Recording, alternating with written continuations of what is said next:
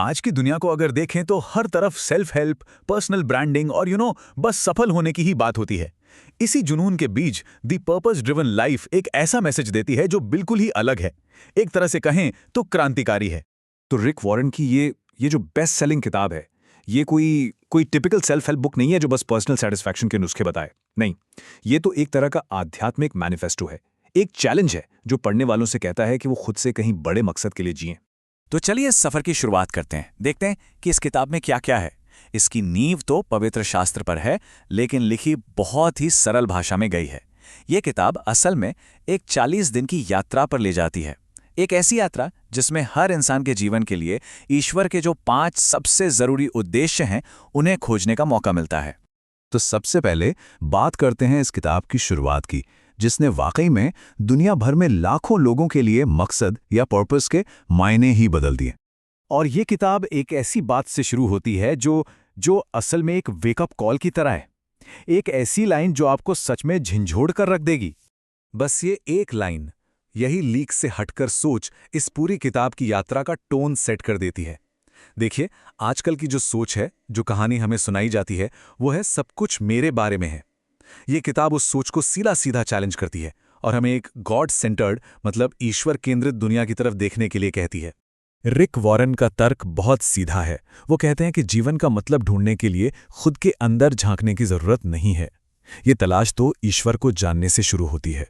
असल में हमें ईश्वर ने और ईश्वर के लिए ही बनाया है, और जब तक ये बात समझ नहीं आती, लाइफ का कोई सेंस नहीं बनेगा। तो इसका असली मतलब क्या हुआ? इस किताब का स्ट्रक्चर भी बहुत खास है।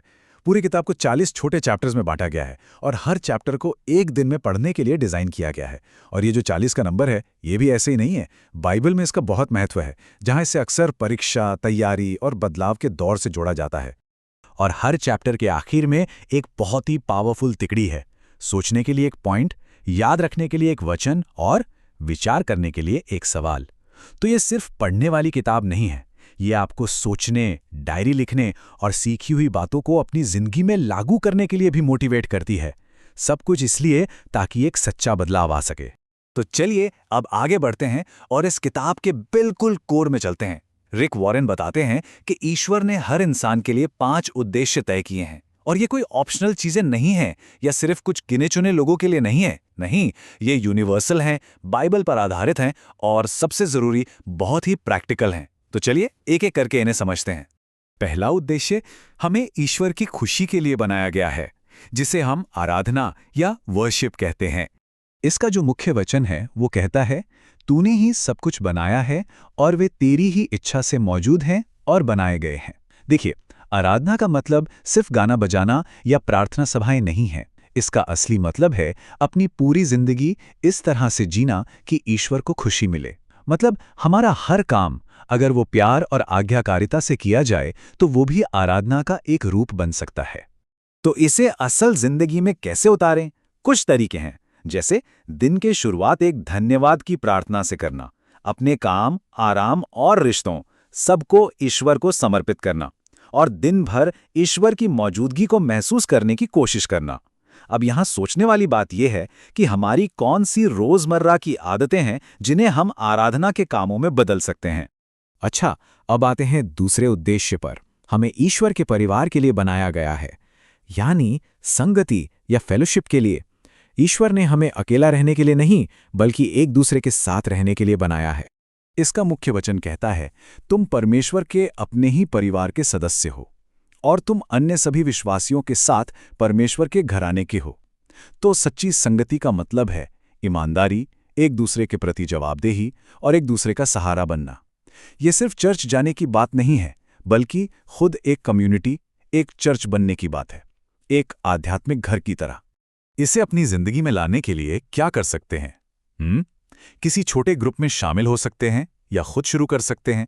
मेहमान नवाजी और एक दूसरे से दिल खोलकर बात करने की प्रैक्टिस कर सकते हैं। टूटे हुए रिश्तों में माफी और सुलह की कोशिश कर सकते हैं। और यहाँ खुद से पूछने वाला सवाल ये है कि क्या हम सच में किसी आध्यात्मिक कम्युनिटी से जुड़े हैं या बस अकेलेपन में जी रहे हैं? तीसरा उद्देश्य ये एक जिंदगी भर का सफर है। हमें मसीह के जैसा बनने के लिए बनाया गया है, जिसे डिसाइपलशिप या शिष्यत्व कहते हैं। इसके लिए मुख्य वचन हैं, परमेश्वर उन लोगों की भलाई के लिए काम करता है जो उससे प्यार करते हैं, ताकि वे उसके पुत्र के स्वरूप में ढाले जा सकें। देखिए, आध्यात्मिक विकास का मतलब एकदम परफेक्ट हो जाना नहीं है। इसका मतलब है लगातार बेहतर बनना, प्रगति करना। ईश्वर हमारी जिंदगी के हर हालात का, खासकर मुश्किलों का इस्तेमाल करता है ताकि हमारे कैरेक्टर को शेप दे सके और हमें अपने जैसा बना सके, बिल्कुल एक मूर्तिकार की तरह जो धीरे धीरे एक मास्टरपीस को तराशता है। असल जिंदगी में प्रार्थना, स्टडी, उपवास ऐसे आध्यात्मिक अनुशासन अपनाए जा सकते हैं। मुश्किलों को ग्रोथ के मौकों की तरह देखा जा सकता है और हर दिन खुद से पूछा जा सकता है, आज ईश्वर के और करीब कैसे आया जा सकता है। और इस पर विचार करने वाला सवाल यह है कि ईश्वर इस समय हमारे चरित्र के किस हिस्से पर काम कर रहा है। चौथा उद्देश्य, ये बहुत ही ज्यादा पर्सनल है। हमें ईश्वर की सेवा करने के लिए एक खास आकार दिया गया है, जिसे सेवकाई या मिनिस्ट्री कहते हैं। हम सबको सेवा करने के लिए एक यूनिक तरीके से डिजाइन किया गया है। और यहीं पर रिक वॉरेन एक बहुत ही कमाल का कॉन्सेप्ट लाते हैं, शेप। एस का मतलब है स्पिरिचुअल गिफ्ट्स यानी आध्यात्मिक उपहार। एच है हार्ट यानी हमारे जुनून। ए है एबिलिटीज यानी हमारी क्षमताएं। पी है पर्सनैलिटी, हमारा व्यक्तित्व। और ई है एक्सपीरियंसेस, हमारे अनुभव। ये सब चीजें मिलकर हमें हमारी पर्सनल मिनिस्ट्री के लिए तैयार करती हैं। तो इसके लिए क्या किया जा सकता है? अपने आध्यात्मिक उपहारों को जानने के लिए कोई असेसमेंट लिया जा सकता है। अपने चर्च या कम्युनिटी में वॉलंटियर किया जा सकता है और ये सोचा जा सकता है कि हमारे अतीत के दर्द भरे अनुभव दूसरों की मदद कैसे कर सकते हैं। और यहाँ एक बहुत गहरा सवाल उठता है, हमारी प्रतिभाएं और दुनिया की जरूरतें, ये दोनों कहाँ कर मिलती हैं? और अब पांचवां और आखिरी उद्देश्य, ये एक तरह से कॉल टू एक्शन है। हमें एक मिशन के लिए बनाया गया है, जिसे इवेंजलिज्म या सुसमाचार प्रचार भी कहते हैं। इसका मुख्य वचन है, जाओ और सभी राष्ट्रों को चेला बनाओ। मतलब हमारी जिंदगी का एक ग्लोबल मकसद है। हमें अच्छी खबर को शेयर करने के लिए बुलाया गया है।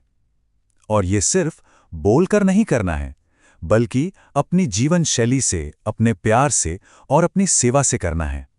हमारी कहानी मायने रखती है। तो अपनी पर्सनल कहानी किसी के साथ शेयर की जा सकती है, मिशनों को सपोर्ट किया जा सकता है या उनमें हिस्सा लिया जा सकता है, और एक ऐसी जिंदगी जी जा सकती है जो ईश्वर की कृपा और सच्चाई को दिखाए।